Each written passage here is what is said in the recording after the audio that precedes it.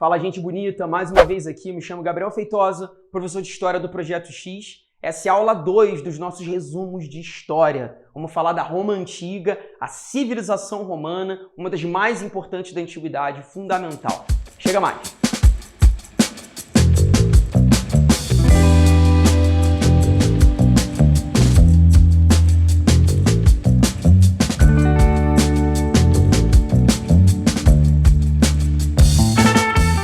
Galera, antes de qualquer coisa, não deixe de assistir a aula 1. Você tem que assistir a primeira aula para a gente conseguir entender direitinho Roma Antiga.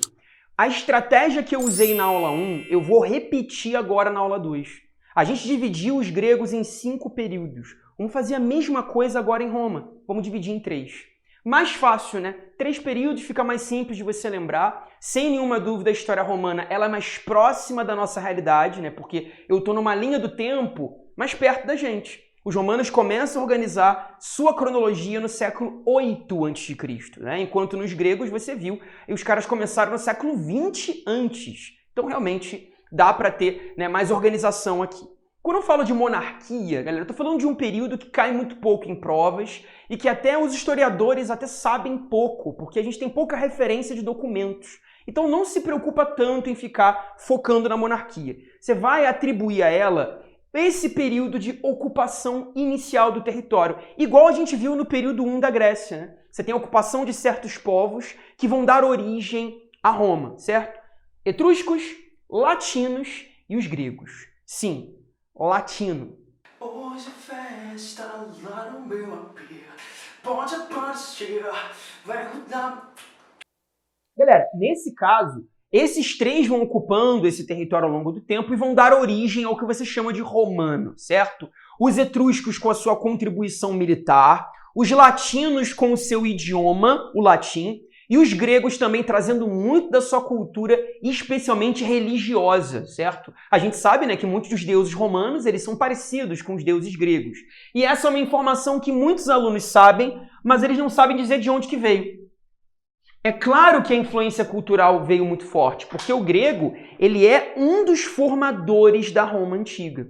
Essa migração grega veio muito por conta lá na época da diáspora na Península Balcânica. Você tem que ver a aula 1 para entender direitinho isso, né? Muitos gregos fugiram da Grécia por conta da invasão de um outro povo àquele território, que é o chamado povo dório. Os dórios invadiram a Península Balcânica e muita gente, fugiu. Claro, né? Nem todo mundo vai querer encarar os invasores. Esses fugitivos, esses que migraram, é que vão ocupar a Península Itálica agora no século VIII, tudo bem? Isso aparece ali narrado num poema chamado Eneida, do grande poeta Virgílio. É o Virgílio, inclusive, que vai contar a história dos primeiros reis de Roma, né? Que dialoga muito com o mito de Rômulo e Remo, essa mitologia que dá origem ao território de Roma. Então, o período monárquico é marcado por rei e por senado. Você tem o rei que executa as leis e o senado que faz as leis. Só que, galera, esse período acaba chegando ao fim aqui no século V a.C.,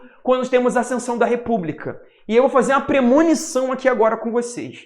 Você que está assistindo essa aula, que está no ensino médio, no ensino fundamental, está revisando algum assunto para fazer a sua prova da escola, o professor com certeza vai cobrar mais a República. Com certeza, sem nenhuma dúvida, tudo bem? A mesma coisa serve para o Enem, a mesma coisa serve para os vestibulares de São Paulo. O foco é muito grande na República, é o período de maior expansão do território, de maior fortalecimento da classe senatorial, né? É um período da ascensão econômica e política da grande elite, são chamados patrícios. Galera, essa tríade aqui tem que estar na massa do sangue. A gente percebe o seguinte, rei, ele sofre um golpe aqui. Nós temos Tarquínio o Soberbo, com esse nome também, né? Não tinha como durar muito. Tarquínio vai ser derrubado num golpe senatorial contra ele, e os patrícios agora ficam sozinhos no poder. Gabriel, quem diabos são os patrícios? É a elite agrária, é a elite latifundiária, são aqueles que detêm escravos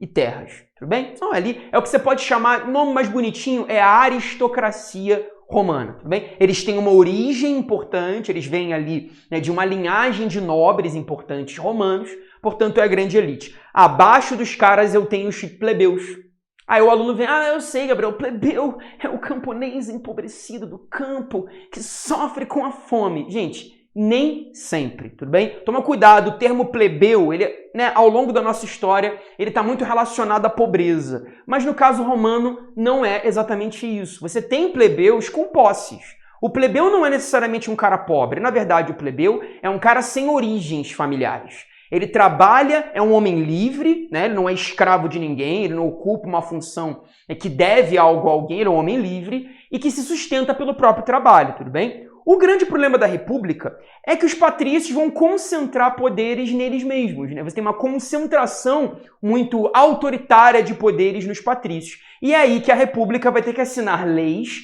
para incluir os plebeus na política. Isso cai direto em prova, galera. É chamada Lei das 12 Tábuas. Anota aí que vai ser importante, galera. Isso cai direto, o Enem adora isso, também outros vestibulares. Lei das 12 Tábuas é um conjunto, um código em latim, né? Um código romano em latim, que passa a incluir plebeus na política. Também vai desenvolver ali o fim da escravidão por dívidas, né? Porque você sabe que a escravidão em Roma, ela poderia ser pela guerra ou pelo endividamento da pessoa. Agora, a questão da dívida acabou, né? Você não tem mais a escravidão hipotecária, como eles chamavam. Quando você deve a alguém, você trabalha, né, como escravo. Isso acabou. Agora só podemos fazer escravos pela guerra.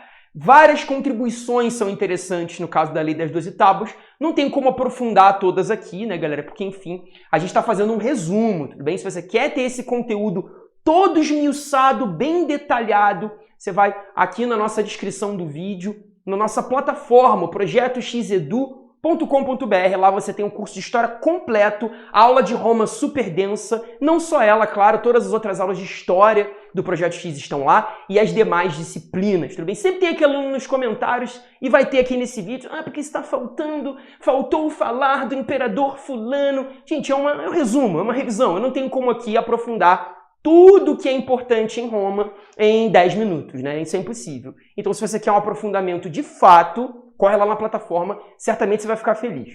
Então, galera, nesse contexto, vai lembrar muito da República nessas características. O expansionismo militar é importante, eu vou destacar aqui as guerras púnicas, o conflito dos romanos contra o Império de Cartago. Tudo bem? Os romanos venceram os cartagineses e controlaram o mar Mediterrâneo. Eles vão chamar de Mare Nostrum, o nosso mar, tá? Todo o controle do Mediterrâneo se dá nesse contexto. E aí nós chegamos no Império.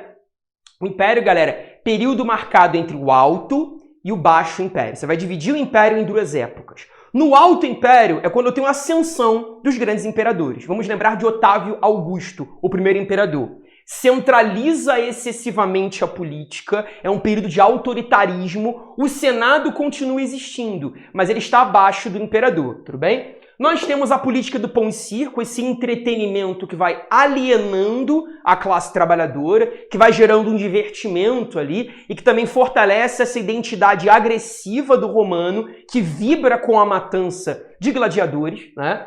A Pax Romana, né, que é um período ali onde Otávio, o primeiro imperador, decreta, né, a pacificação das fronteiras. Então você tem o fim das guerras de expansão. A Pax Romana é o seguinte, galera, você vai tirar os investimentos do exército e vai trazer esses investimentos para a característica interna de Roma. Você vai embelezar cidades, você vai expandir vias rodoviárias, você vai investir em tecnologia, você vai investir em templos. Essa é a ideia da Pax. Eu tiro o dinheiro do exército e eu invisto em cultura, eu invisto em urbanização, tudo bem? Só que, galera, a partir do século III as coisas começam a complicar, né? O número de escravos em Roma vai cair muito, porque se eu não tenho novas guerras, fica difícil fazer novos escravos, né?